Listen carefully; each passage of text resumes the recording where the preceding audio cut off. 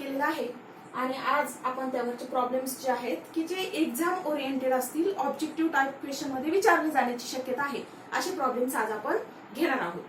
तर सगळ्यात पहिला क्वेश्चन आहे calculate the magnitude of electrostatic force. आपल्याला काय करायचं आहे? कॅल्क्युलेट द मॅग्निट्यूड काढायचंय. कशाचा? तर इलेक्ट्रोस्टॅटिक फोर्सचं. कुणामधलं? Between proton and electron. Proton आणि इलेक्ट्रॉन मधला इलेक्ट्रोस्टॅटिक फोर्स किती आहे हे आपल्याला फाइंड आउट करायचंय. इन ए हायड्रोजन ॲटम मध्ये in which proton electron separation म्हणजे प्रोटॉन आणि इलेक्ट्रॉन मधलं डिस्टन्स किती असणार आहे इज 4.8 × 10⁻11 मीटर. एवढं सेपरेशन आहे. उदाहरणार्थ आपण असं म्हणूयात की हा आहे प्रोटॉन, ज्यावर चार्ज काय असतो? प्रोटॉनवर एका चार्ज काय असतो? तर +Q म्हणूयात आपण. त्याची क्वांटिटी जी आहे ती नोन असते प्रत्येकाला आणि ती एक्सपेक्टेड आहे एक्झाम मध्ये की तुम्हाला ते नोन असावं. इलेक्ट्रॉनवर चार्ज असतो -1.6 × 10⁻19 कुलॉम आणि प्रोटॉनवर चार्ज असतो +1.6 × 10⁻19 कुलॉम. पण ऑब्व्हियसली ज्यावेळेस आपण मॅग्निट्यूड काढतो त्यावेळेस आपण कुठलंही साइन विचारात घेत नाही. आता हा झाला प्रोटॉन आणि सेम चार्ज कुणावर असणार आहे? इलेक्ट्रॉनवर, ज्यावरचा आपण ज्याला म्हणूयात इथे चार्ज किती आहे? -Q. ओके. आणि सेपरेशन किती दिलेलं आहे? 4.8 × 10⁻11 मीटर. तर आपल्याला काढायचं की त्यावर फोर्स किती असणार आहे. तर बघा काय काय दिलेलं आहे, त्या क्वांटिटीज आपण आधी लिहून घेऊयात. गिवन काय काय आहे. सगळ्यात सुरुवातीला आपल्याला काय माहिती आहे? फोर्स साठी आपल्याला काय पाहिजे असतं? इलेक्ट्रोस्टॅटिक फोर्स साठी F इज इक्वल टू 1/4πε0 जो कॉन्स्टंट आहे तो माहिती आहे. Q1 Q2 Q1 आणि Q म्हणजे दोन्हीवरचे चार्जेस आणि अपॉन R² म्हणजे दोन्ही मधलं सेपरेशन जे की आपल्याला नोन आहे. मग गिवन काय आहे? एक आहे प्रोटॉनवरचा चार्ज, त्याला आपण म्हणूयात इथे आपण म्हणूयात QP आणि इथे आपण म्हणूयात QE. Okay. QP is equal to QE is equal to दोन्हीवरचा चार्ज किती आहे आणि त्याचा आपण मॅग्निट्यूड विचारात घेणार आहोत. दोन्हीवरचं मॅग्निट्यूड किती आहे? 1.6 × 10⁻19 कुलॉम. ओके. ही पाठ करायची व्हॅल्यू ही कॉन्स्टंट असते नेहमीच. एका प्रोटॉन आणि एका इलेक्ट्रॉन साठी चार्ज नेहमी कॉन्स्टंट असतो. सेकंड, R ची व्हॅल्यू म्हणजे सेपरेशन ते दिलेलं आहे इथे 4.8 × 10⁻11 मीटर. ओके. आता आपला फॉर्म्युला वी हॅव. आपल्याला माहिती आपला फॉर्म्युला काय आहे? Force, electrostatic force. त्याचा मॅग्निट्यूड काय असणार आहे? कारण आपल्याला फक्त मॅग्निट्यूड विचारलेला आहे. 1/4πε0 Q1 Q2. आता इथे काय येणार आहे? QP QE divided by R². Okay. याचे पण आपल्याला चार्जचे काय पाहिजेत? मॅग्निट्यूडच हवे आहेत. फक्त आपण डायरेक्शन कुठली विचारात घेणार नाहीये. ठीक आहे. आता हा जो कॉन्स्टंट आहे याची व्हॅल्यू आपल्याला माहिती आहे ती किती असते? 10⁹ × 10⁹. मी ऑलरेडी तुम्हाला सांगितले आहे चॅप्टर्स मध्ये. आपण ज्यावेळेस चॅप्टर शिकलो त्या चॅप्टर मध्ये आपण जे वेगवेगळे घटक बघितलेले आहेत, पार्ट्स बघितलेले आहेत, त्या प्रत्येक पार्ट्सचा जे डिस्क्रिप्शन आहे ती लिंक मी दिलेली आहे या प्रॉब्लेम्सच्या खाली. तर ती एकदा बघून घ्यायची, रिव्हिजन द्यायची त्याला, जेणेकरून तुम्हाला कुठलाही प्रॉब्लेम येणार नाही. QP किती आहे मग? 1.6 × 10⁻19. QE वरचा चार्ज किती आहे? 1.6 × 10⁻19. ही पूर्णपणे काय घेतलेले आहेत? मॅग्निट्यूड घेतलेले आहे. Divided by R². R² किती आहे? R² म्हणजे 4.8 × 10⁻11 याचा स्क्वेअर लिहिण्याच्या ऐवजी मी डबल ही क्वांटिटी रिपीट करते R × R म्हणजे 4.8 × 10⁻11. हे मीटर मध्ये आहे, हे कुलॉम मध्ये आहे, म्हणजे SI युनिट आहे, त्यामुळे आपल्याला कुठेही युनिट मध्ये चेंजेस करायचे नाहीयेत. ठीक आहे. बघूयात आपण. ओके. 16 × 48 म्हणजे 16 ने भाग जातोय. 16 × 1 16, 16 × 2 32, 16 × 48. डेसिमल पॉइंट एक एक अंकानंतर आहे, त्यामुळे बाकी कुठले चेंजेस करायची गरज नाही. 16 × 1 16, 16 × 2 32, 16 × 48. ओके. हा पार्ट कॅन्सल झालाय या दोन पार्ट्स बरोबर. 3 × 1 3, 3 × 3 9, 3 × 1 3, 3 × 1 3. ओके. 3 × 1 3, 3 × 1 3 म्हणजे खाली काय शिल्लक राहिले बघा बरं इथे आता? 10⁻9. फक्त एवढा पार्ट शिल्लक राहिलाय. अजून काय? 10⁻19 into 10⁻19 हा पार्ट आणि डिवायडेड बाय 10⁻11 आणि 10⁻11. ओके. म्हणजे डिवायडेड बाय 10⁻11 into 10⁻11. ओके. आता बघा हे मी इथं कंटिन्यू करते पुढे. 10⁻9 into 10⁻19 आणि -11. -11चा जो पार्ट आहे तो एकमेकाला कॅन्सल होईल. -19 मधून -11 जे आहेत ते कॅन्सल झाले, म्हणजे खाली किती शिल्लक राहिले तर -8. ओके, -8. इथून पण -19 कॅन्सल झाले, म्हणजे इथे किती शिल्लक राहिले, 19 मधून जर तुम्ही 11 कट केले तर किती शिल्लक राहतात, -8. म्हणजे 10⁻8 इंटू 10⁻8. ओके, आणि डिनॉमिनेटर न्यूमरेटरला ते जे आहेत त्या व्हॅल्यूज कॅन्सल झालेल्या आहेत. आता बघा, इथे आहे 10⁻9, इथे आहे 10⁻8, इथे आहे 10⁻8. आता परत एकदा 10⁻9 जसंची तसं ठेवलं. 8 आणि 8 किती झाले, 6. तुम्हाला हे माहिती आहे की बेस जर सेम असेल तर पॉवर्स जे आहेत त्या पॉवरचे आपण ऍडिशन करतो. इंटू 10 किती आलं, हे 1 इथे लिहिते हा थोड्या वेळासाठी. 8 8 60 म्हणजे -16. 10⁻9 आणि इंटू 10⁻16 म्हणजे काय झालं, हे 10⁻9 -16. आणि 9 -16 म्हणजेच किती झाले, 10⁻7. युनिट काय असणार आहे, न्यूटन. ओके, हे झालं आपलं आन्सर. फोर्स किती आहे, 10⁻7 न्यूटन. म्हणजे आता हे झालं आपलं मॅग्निट्यूड. पण आता हा फोर्स जो आहे तो कधी कधी असंही विचारलं जातं की force is attractive or repulsive. Option मध्ये जर थोडासा हार्ड क्वेश्चन केला तर 10⁻7 अट्रॅक्टिव्ह, 10⁻7 रिपल्सिव्ह. तर इथे काय आहे, प्लस क्यू आहे, मायनस क्यू आहे, अपोजिट चार्जेस आहे. म्हणजे फोर्स काय असणार आहे, अट्रॅक्टिव्ह असणार आहे. म्हणजे प्रोटॉन इलेक्ट्रॉनला अट्रॅक्ट करणारे आणि इलेक्ट्रॉन ह्या प्रोटॉनला अट्रॅक्ट करणारे. म्हणजे हा जो फोर्स झाला तो काय झाला, attractive force. Force between the two is attractive force. Okay, आता आपण नेक्स्ट प्रॉब्लेम बघूया. ओके, सेकंड प्रॉब्लेम आपला असा आहे, 2 spheres of charges 20 coulomb and 80 coulomb are placed 18 centimetre apart. म्हणजे दोन चार्जेस आहेत, एक आहे 20 कुलॉम आणि दुसरा जो चार्ज आहे तो आहे 80 कुलॉम. ओके, हे दोन्ही चार्ज काही अंतरावर ठेवलेले आहेत आणि ते अंतर किती आहे, 18 सेंटीमीटर. त्या स्पियर आहे, समजा यावरचा चार्ज आहे 20 कुलॉम, यावरचा चार्ज आहे 80 कुलॉम. ह्या दोन्ही स्पियर मधलं जे डिस्टन्स आहे ते आहे 18 centimetre. 18 centimetre total distance 18 centimetre. Okay, ठीक आहे. पुढे काय दिलेलं आहे, find the position of the point between them. याच्यामध्ये अशी पोझिशन शोधून काढा. समजा हा पॉइंट आहे तो where the intensity is 0. Intensity कोणती, आता आपण कोणत्या इंटेन्सिटी बद्दल बोलतोय, electric intensity. Where the electric intensity 0 म्हणजे हा जो पॉइंट असेल या पॉइंटला ई बार किती हवा आहे, आपला 0 हवा.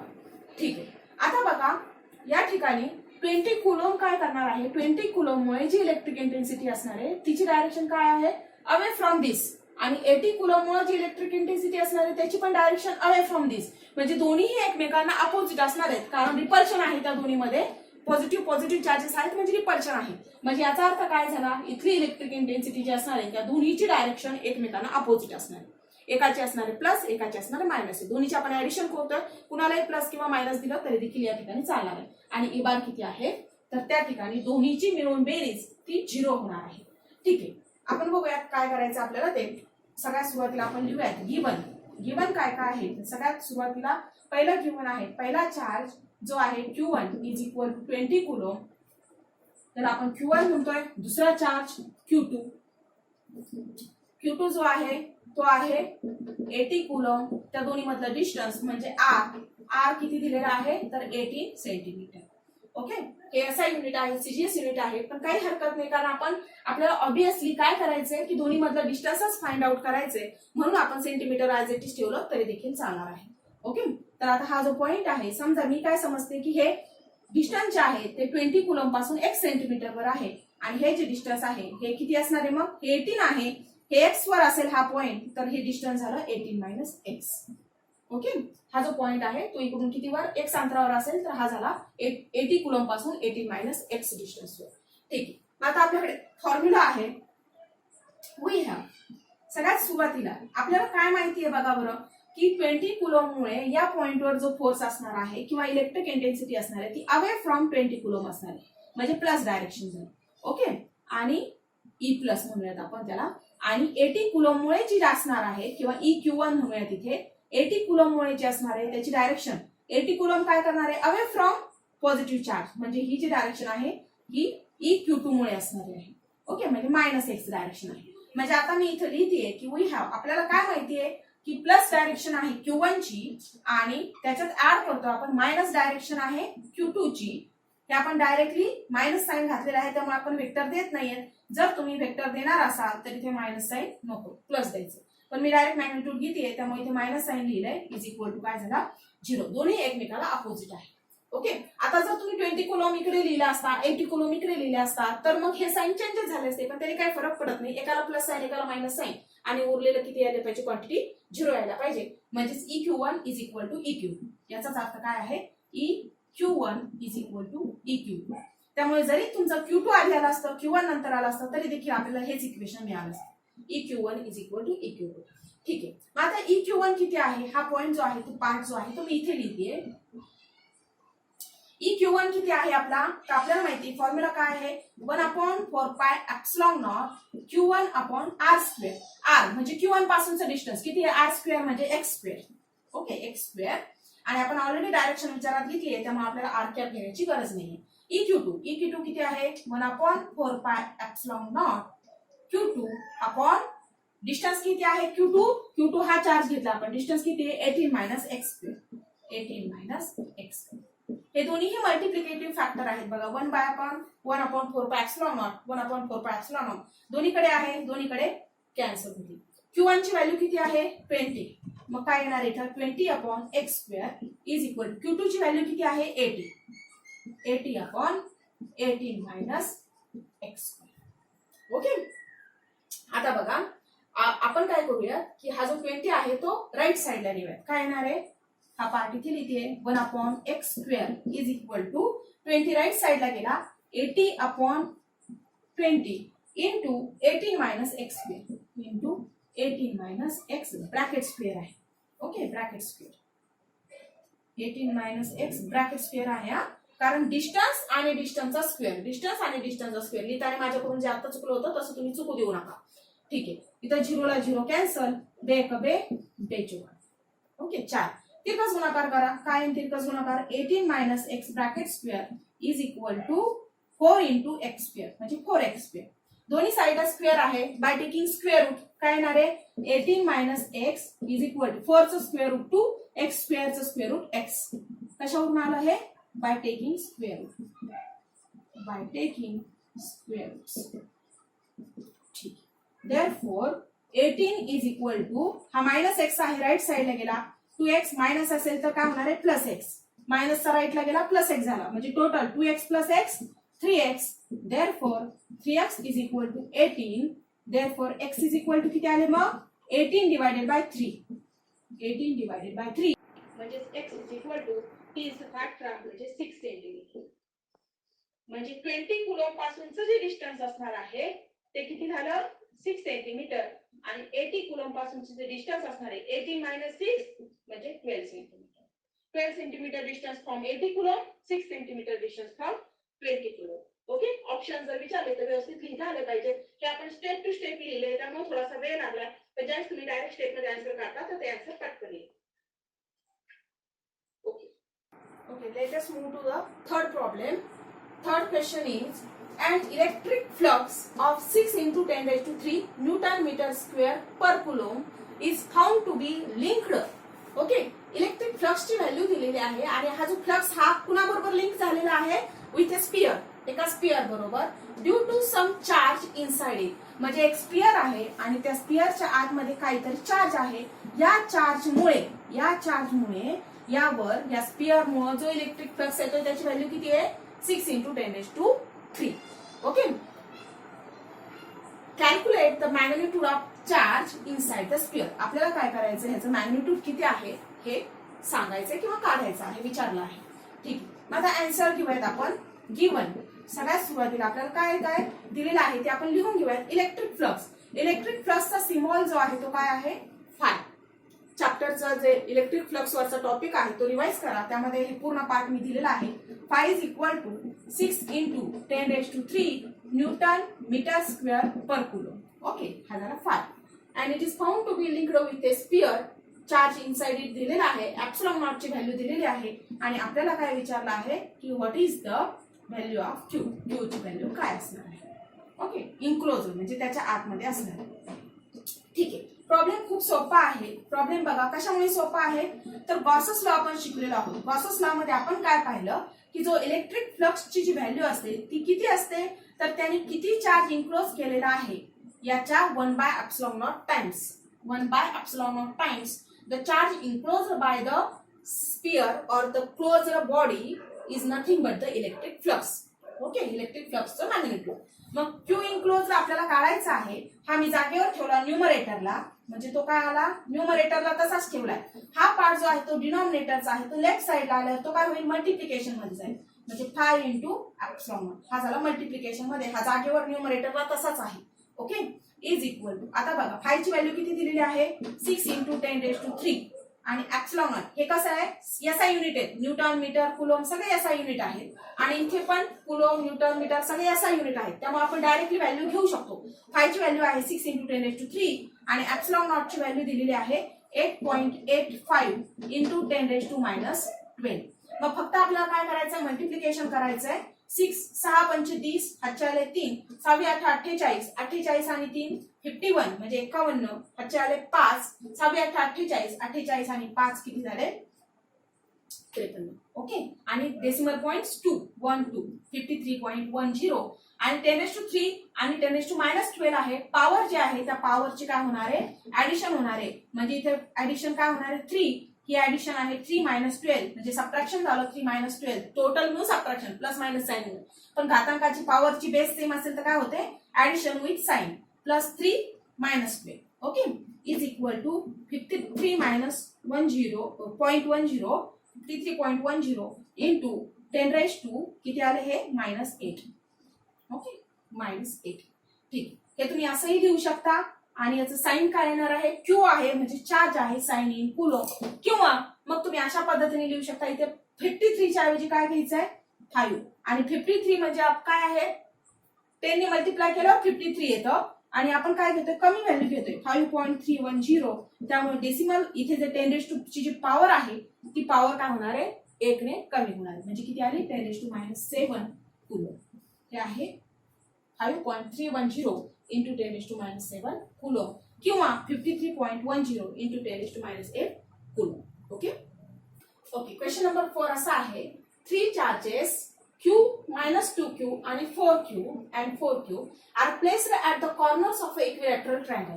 एक इक्विलॅटरल ट्रायंगल आहे आणि या ट्रायंगलच्या कॉर्नरला काय काय आहे +Q, नंतर -2Q आणि 4Q.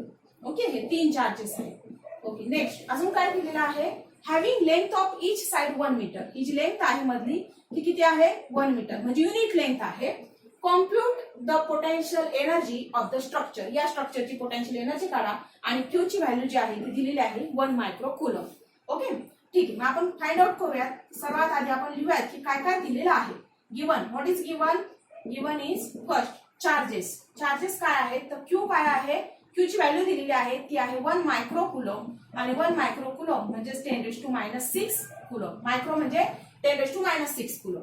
Second, distance between the charges. प्रत्येक चार्ज मधलं डिस्टन्स आहे r आणि ते किती आहे r. पहिल्या आणि दुसऱ्या चार्ज मधलं, दुसऱ्या आणि तिसऱ्या चार्ज मधलं, तिसऱ्या आणि पहिल्या चार्ज मधलं डिस्टन्स किती आहे तर r is equal to 1 metre. Okay, r is equal to 1 metre. ठीक आहे, मग आपल्याला काय करायचंय टोटल पोटेन्शियल एनर्जी काढायची आहे. पोटेन्शियल एनर्जी आपण बघितली. पोटेन्शियल एनर्जी काय असते पोटेन्शियल एनर्जीचा फॉर्म्युला आहे 1/4πε0 दोन चार्जेसचं मल्टिप्लिकेशन, कारण दोन चार्ज म्हणजे आपण पोटेन्शियल एनर्जी काढतोय divided by distance square. Okay, नेहमी जसा आपण फॉर्म्युला बघतो तो झाला फोर्सचा जसा फॉर्म्युला आहे तो जो फोर्सचा फॉर्म्युला आहे त्यामध्ये वर्क डन जे आहे ते सॉरी मी r² म्हटलं, डिनॉमिनेटरला r² नाही r आहे, कारण पोटेन्शियल एनर्जी फाइंड आउट करत असताना फॉर्म्युला असा आहे की वर्क डन जे आहे तेच पोटेन्शियल एनर्जीच्या फॉर्म्युलामध्ये सेम होतं आणि F × x, F मध्ये डिनॉमिनेटरला r² असतो आणि ते इंटू r म्हणजे हा डिनॉमिनेटरला फक्त r शिल्लक राहतो वर्क डन मध्ये. ओके, तर आपण फॉर्म्युला लिहूयात आणि त्या फॉर्म्युल्यावरून व्हॅल्यूज घेऊयात की काय आहे आपल्याला पोटेन्शियल एनर्जी काढायची आहे, टोटल पोटेन्शियल एनर्जी. आणि पोटेन्शियल एनर्जी काय असणार आहे मग आपण हा फॉर्म्युला ऑलरेडी बघितलेला आहे 1/4πε0 समेशन. कशावरचं समेशन पहिलं समेशन आहे I = 1 1 पासून आपल्याला जेवढे चार्जेस असतील तेवढ्या चार्जेस पर्यंत जायचंय. नंतर दुसरं समेशन आहे जे साठी, j is not equal to i, j ची किंमत आय नसायला पाहिजे. का? कारण पहिला चार्ज जो असणार आहे तो सेम चार्जवर पोटेन्शियल एनर्जी सेम चार्ज म्हणून असणार आहे. एकाच प्रत्येक चार्जवर फोर्स अप्लाय करणार नाही. तो फोर्सची व्हॅल्यू जी आहे ती 0 होऊन जाईल, त्यामुळे वर्क डन 0 होऊन जाईल. आणि ह्या चार्ज आपल्याला रिपीट कॅल्क्युलेशन करायचे नाहीयेत, म्हणून आपण काय करतो की प्रत्येक जे ची जी व्हॅल्यू असणार आहे ती आय पेक्षा मोठी असणार आहे. आय लहान घ्यायचा आणि जे पर्यंत वाढवत चालायचं. म्हणजे पहिला चार्ज, दुसरा चार्ज, पहिला चार्ज, तिसरा चार्ज, दुसरा चार्ज, तिसरा चार्ज आणि फायनली काय जे असतील तिथपर्यंत कॅल्क्युलेशन अप टू एन. आणि मग आपला जो फॉर्म्युला मी तुम्हाला सांगितला क्यू आय क्यू जे डिवायडेड बाय, म्हणजे दोन चार्जेस आणि डिवायडेड बाय त्यांच्यामधलं डिस्टन्स काय आहे आर आय जे. ओके. आता आपल्याला इथे किती चार्जेस आहेत? एन म्हणजे 3 चार्जेस आहेत, म्हणून मी इथे लिहिते 3 चार्जेस आहेत. मग हाच फॉर्म्युला कसा येणार आहे बघा बरं. 1/4 पाय एप्सिलॉन नॉट. पहिला काय आहे? पहिल्या चार्ज मुळे म्हणजे आय ची व्हॅल्यू आली 1, Q1. त्यावेळी जे ची व्हॅल्यू किती येणार आहे? Q1 साठी जे असणार आहे R पेक्षा 1 पेक्षा मोठा, म्हणजे Q1 Q2 divided by R12 plus Q1. आता परत जे ची व्हॅल्यू किती झाली? Q3 divided bye R13. आता Q ची व्हॅल्यू किती झाली? I वरून 2 वर झाली, म्हणजे Q3 डिवायडेड बाय R23. सगळ्यांमधलं डिस्टन्स. जरी फॉर्म्युला तुम्हाला अवघड वाटत असला तर फॉर्म्युला अजिबात अवघड नाहीये, कारण आर जो आहे तो प्रत्येकामध्ये सेम आहे. आणि एकदा घ्यायचे Q1 Q3, नंतर Q2 Q3 आणि Q3 साठी तर काहीच नाही, कुठचा चार्जेस नाही, त्यामुळे ते घ्यायचंच नाही. काय येईल मग इथे? 1/4 पाय एप्सिलॉन नॉट ची किंमत आपल्याला माहिती आहे 9 × 10⁹ ब्रॅकेट मध्ये Q1 Q2 किती आहे? Q आहे, हा याला आपण म्हणूयात Q1, हा म्हणूयात आपण Q2 आणि हा म्हणूयात आपण Q3. ओके. Q1 ची व्हॅल्यू किती? Q into -2Q divided by distance किती आहे? 1 मीटर, म्हणजे 1. ठीक आहे. प्लस Q1 किती आहे? Q इंटू Q3 किती आहे? 4Q. यांचं मल्टिप्लिकेशन डिवायडेड बाय त्या दोन्ही मधला डिस्टन्स 1 मीटर प्लस Q2 किती आहे? -2Q into 4Q divided by त्या दोन्ही मधला डिस्टन्स 1. ठीक. काय ते बघूयात आपण. 9 × 10⁹ ब्रॅकेट मध्ये काय शिल्लक राहिले? Q -2Q म्हणजे -2Q² plus 4 × 1 4Q², 4Q × Q म्हणजे 4Q² आणि 4 दुनी 8 म्हणजे -8, 4 × 2 म्हणजे -8Q². Okay. Is equal to यांची ऍडिशन करायची आपल्याला. हे -8 -2 किती झाले? -10 प्लस 4 म्हणजे -6. ओके. म्हणजे 9 × 10⁹ इंटू -6Q². Q ची किंमत जी आहे ती आपण टाकून देऊयात, लगेच आपल्याला उत्तर मिळाले. हे किती झाले? 9×54 म्हणजे -54 आणि 10⁹ × Q² इंटू 10⁹ Q². Q ची व्हॅल्यू किती आहे?